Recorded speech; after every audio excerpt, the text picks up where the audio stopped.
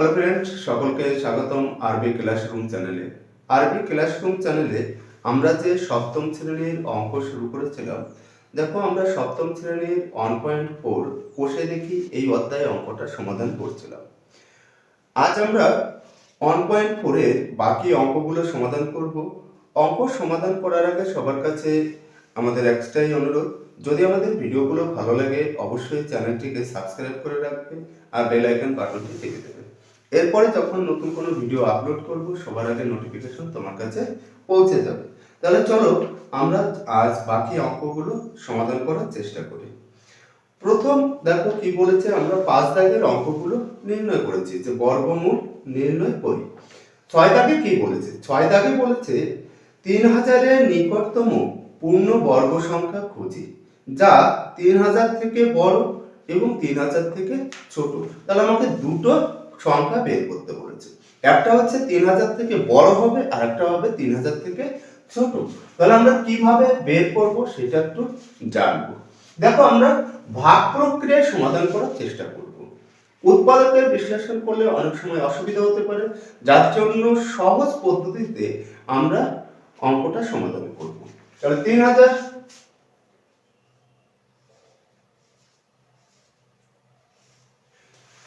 আমরা কি জানি, এর আগের ভিডিওতে আমি বলেছি যে ডান দিক থেকে সব সময় জোড় সংখ্যা নিতে হয়। আমরা দেখতে পেলাম দুটোই কি রয়েছে, জোড় সংখ্যাই রয়েছে। এবার 30 রয়েছে, আমরা 30 পর্যন্ত নিতে পারবো, তার উপরে নিতে পারবো। তাহলে কত নিলে পরে আমরা 30 পর্যন্ত নিতে পারি? যদি 5 নেই, 5 5 25 হয়। যদি 6 নেই, 6 6 36। তাহলে আমাদের আছে কত? 30। তাহলে আমরা 5 নেব।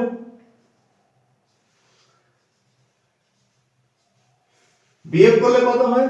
5 0 0। এবার দেখো এখানে যে সংখ্যা বসে সেই সংখ্যার সঙ্গে সব সময় 2 গুণ করতে হয়। তাহলে 2 গুণ করলে কত হয়? 10। এবার আমরা এখানে কত নেব? যে সংখ্যাটা নিলে 500 হবে।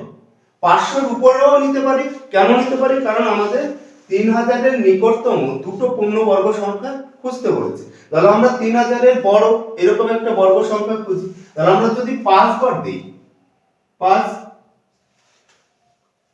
এখানে যে সংখ্যাটা নেওয়া হয়েছে ঠিক সেই সংখ্যাটা আবার কি করবে? এখানে বসে যাবে। এবার দেখো কত পেলাম এখানে? 105। এই 105 কে শেষের 5 দিয়ে গুণ করতে হবে। গুণ করলে কত হয়? 525।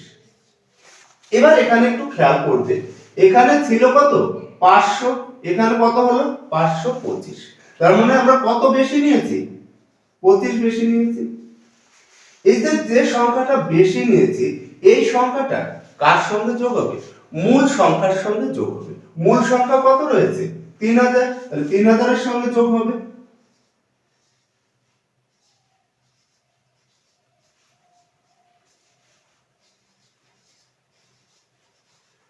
তাহলে একটি সংখ্যা পেয়ে গেলাম 3025, 3000 এর থেকে বড়।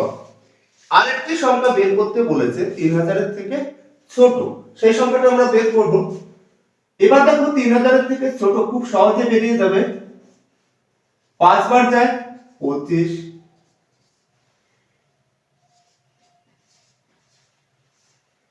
10। এর আগের বার আমরা কত দিয়েছিলাম? 5 দিয়েছিলাম। এবার কিন্তু 5 আমরা দিতে পারবো না। কেন দিতে পারবো না? কারণ 3000 এর থেকে এবার ছোট নিতে বলেছে। তাহলে 3000 এর ছোট নিলে পরে আমাদের কত নিতে হবে? 4। বিয়োগ করলে কত হয়? এবার দেখো কি রয়েছে, এই যে 84 সংখ্যাটা রয়েছে, এই সংখ্যাটা বেশি রয়েছে। বেশি থাকার জন্য কি রয়েছে? একটি পূর্ণ বর্গ সংখ্যা খুঁজে পাওয়া যাচ্ছে না, যার জন্য আমাকে 3000 থেকে কি করতে হবে? 84 বিয়োগ করতে হবে। যদি বিয়োগ করি কত হয়?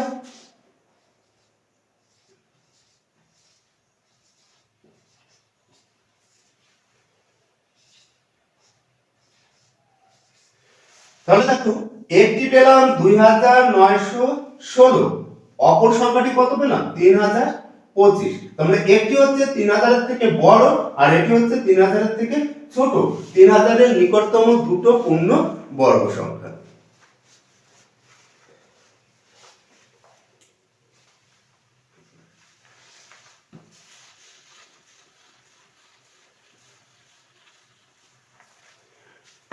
পরের অঙ্কে দেখো কি বলেছে, 7 দাগের অঙ্কে কি বলেছে, 9545 থেকে কোন ক্ষুদ্রতম ধনাত্মক পূর্ণ সংখ্যা বিয়োগ করলে বিয়োগফল একটি পূর্ণ বর্গ সংখ্যা হবে, হিসাব করে দেখি।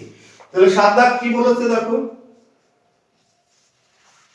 7 দাগে রয়েছে 9545।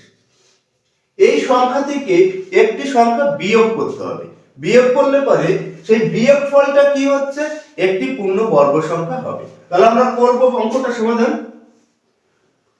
দেখো সব সময় কি হচ্ছে, ডান দিক থেকে জোড় সংখ্যা দেখতে হবে। তাহলে কতবার যায়, 9 বার, 81।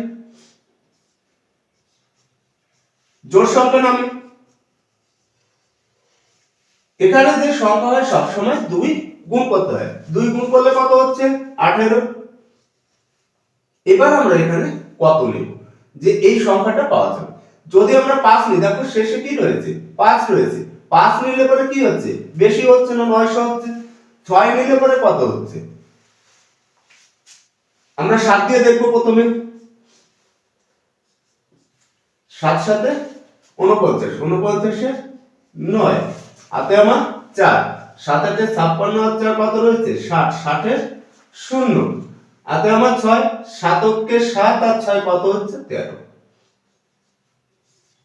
এবার দেখো কত বিয়োগ করলে কত হয়, 6 3 1, 136। এই সংখ্যাটা কি রয়েছে, বেশি রয়েছে।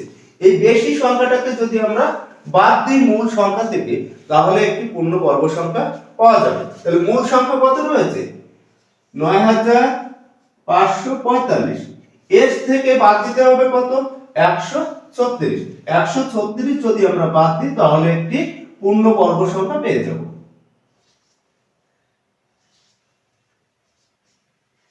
9409 এটি একটি পূর্ণ বর্গ সংখ্যা। কার বর্গ সংখ্যা, 97 এর বর্গ সংখ্যা।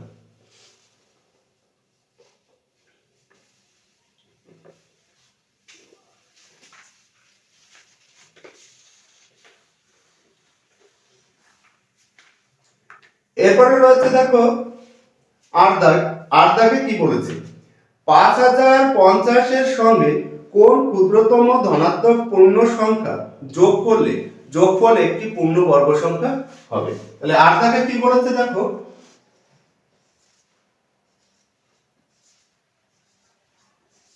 এই সংখ্যার সঙ্গে একটি সংখ্যা যোগ করতে হবে, যোগ করলে একটি পূর্ণ বর্গ সংখ্যা হবে। আমরা দেখো এর আগে প্রথম যে অঙ্কটা করেছি সেই অঙ্কে দুটো ছিল, একবার বিয়োগ করেছি, একবার যোগ করেছি। তার মানে এই সংখ্যা থেকে আমাকে বেশি নিতে হবে। তাহলে আমরা করতে পারি, সব সময় আমরা দেখবো ডান দিক থেকে জোড় সংখ্যা। তাহলে জোড় সংখ্যা থেকে কতবার যাচ্ছে, প্রথমে 7 বার, 7 7 49, এক জোড় সংখ্যা নামালো। এবার জোড় সংখ্যা নামিয়েছি, এবার দেখো এখানে কত রয়েছে, 7 রয়েছে। তাহলে আমরা 7 এর সঙ্গে কি করব, সব সময় 2 গুণ করব।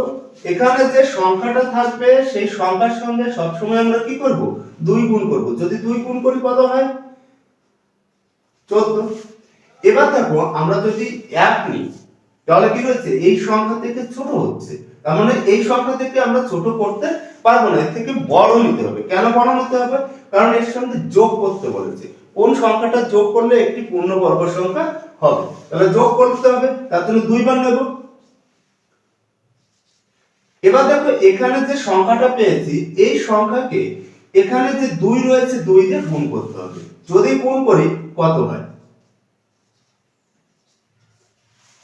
এবার আমরা কত বেশি নিয়েছি, দেখো উপরের সংখ্যা কত হচ্ছে 150, নিচের সংখ্যা 284, আমরা বেশি নিয়েছি। এই বেশি সংখ্যাটাকে কি করতে হবে, এর সঙ্গে যোগ করতে হবে। তাহলে আমরা কত বেশি নিয়েছি সেটা বের করব। 134 বেশি নিয়েছি। এই 134 আমাকে কি করতে হবে, মূল সংখ্যার সঙ্গে যোগ করতে হবে। মূল সংখ্যা কত রয়েছে,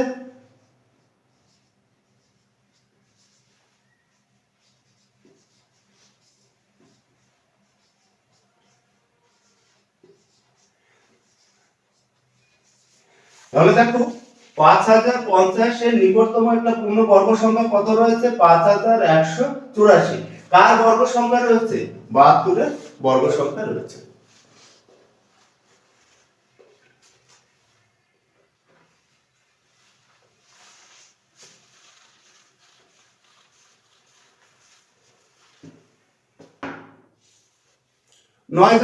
নয় দাগে কি বলেছে দেখো, বারুইপুরের এক পেয়ারা বাগানে 1764টি পেয়ারা গাছ লাগানো হয়েছে।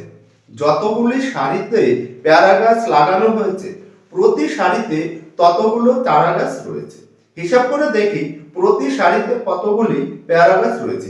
এটিকে সরাসরি কি করতে বলেছে? বর্গমূল বের করতে বলেছে। তাহলে কত রয়েছে? 1764। কত দাগ? 9 দাগ।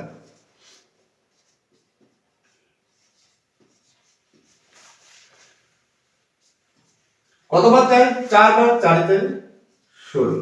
বিয়োগ করি 1, জোড় সংখ্যা নামে এখানে যে সংখ্যা থাকবে সেই সংখ্যার কি রয়েছে? 2 গুণ করতে হবে। 8 কতবার নেব? 2। তো কতগুলো সারি রয়েছে? 42টি সারি রয়েছে এবং প্রতিটি সারিতে কতগুলো চারা গাছ লাগানো হয়েছে? 42টি চারা গাছ লাগানো হয়েছে। এরপরে দেখো 10 দাগ।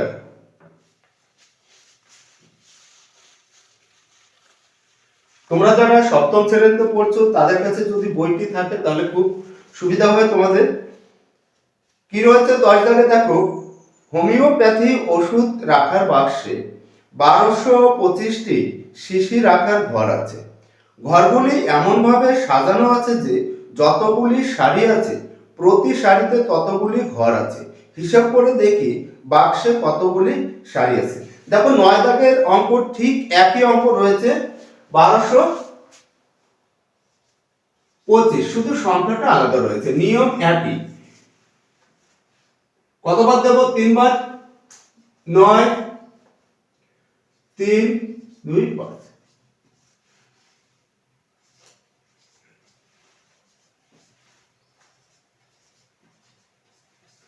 কতগুলো শিশি রয়েছে? 35টি শিশি রয়েছে। যদি আমাদের ভিডিওগুলো ভালো লাগে অবশ্যই চ্যানেলটিকে সাবস্ক্রাইব করে রাখবে আর বেল আইকন বাটনটি টিপে দেবে। এরপরে নতুন কোনো ভিডিও আপলোড করলে সবার আগে নোটিফিকেশন তোমার কাছে পৌঁছে যাবে। আজ এই পর্যন্তই, দেখা হচ্ছে পরের ভিডিওতে।